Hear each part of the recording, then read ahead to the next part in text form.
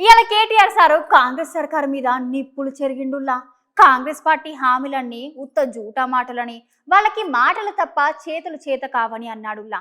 అంతేకాదుల్లా తెలంగాణ జనాలు సుత మళ్ళీ కేసీఆర్ సారే కావాలంటున్నారని సార్ మాట్లాడుతున్నాడు. ఓసారి మీరు సుత వినుండ్రి సార్ మాటలు.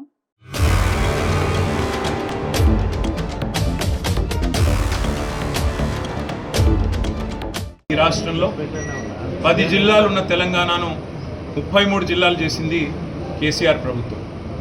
ప్రజల ఆకాంక్షకు అనుగుణంగా 23 కొత్త జిల్లాలు, అందులో కొన్ని మహానుభావుల పేరిట పెట్టిన జిల్లాలు ఆసిఫాబాద్, కొమరం జిల్లా, కొమరం భీం లాంటి జిల్లా కానీ, ప్రొఫెసర్ జయశంకర్ గారి పేరిట పెట్టిన జయశంకర్ భూపాలపల్లి జిల్లా కానీ, వీటిలో మచ్చుకు 2 నేను చెప్పినవి.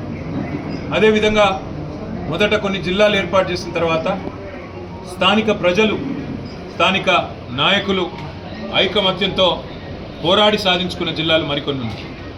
అందులో మన రాజన్న సిరిసిల్ల జిల్లా కూడా అందులో ముఖ్యమైనది.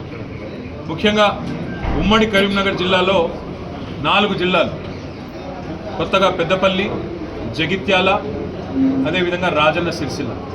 ఆనాడు రాజన్న సిరిసిల్ల జిల్లా కోసం ప్రభుత్వం మీద పోరాటం చేసి మాతో ఆనాడు పోరాడి జిల్లాని సాధించుకున్న వాళ్ళలో ఇక్కడ మా రమాకాంతరావు గారు కూడా ఇక్కడ మీ ముంగట ఉన్నారు.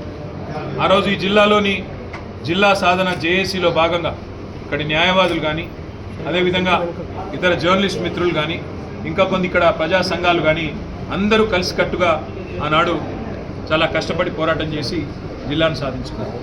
నిన్న వాళ్ళందరూ రేవంత్ రెడ్డి గారి నుంచి ఆశించింది ఏంటంటే, మేము రాజన్న సిరిసిల్ల జిల్లాను కొనసాగిస్తాం, కొత్త జిల్లాలను ఇట్లే కొనసాగిస్తాం, అధికార వికేంద్రీకరణ వల్ల, పరిపాలనను వికేంద్రీకరించడం వల్ల ప్రజలకు అధికారులు చేరువైనారు, సంక్షేమ ఫలాలు మంచిగా అందుతున్నాయి, అధికారులు అందరూ కూడా ఇక్కడే కొలువు ఉండడం వల్ల, చిన్న జిల్లాలు కావడం వల్ల ప్రజలకు లాభం జరిగింది, నా తప్పు నేను తెలుసుకున్నాను, నాకు బుద్ధి వచ్చింది, చెంపలేసుకుంటున్న జిల్లాలను కొనసాగిస్తున్నా అని చెప్తాడేమో అనుకున్నాను.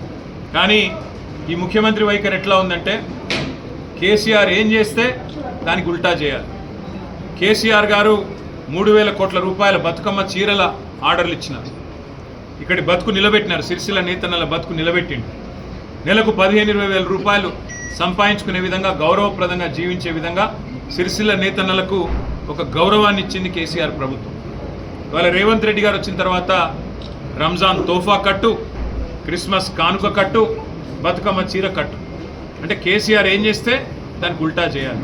కేసీఆర్ గారు 125 ఫీట్ల అంబేద్కర్ విగ్రహాన్ని, ప్రపంచంలోనే అతిపెద్ద అంబేద్కర్ విగ్రహాన్ని పెడితే దానికి దండేయొద్దు, దాన్ని మొత్తం తాళం పెట్టి ఎవరు కనీస నివాళులు కూడా, గౌరవాన్ని కూడా అర్పించకుండా దాన్ని కూడా మరి ఒక చెరలో పెట్టిన విధంగా డాక్టర్ బాబాసాహెబ్ అంబేద్కర్ విగ్రహాన్ని కూడా అగౌరవపరిచిన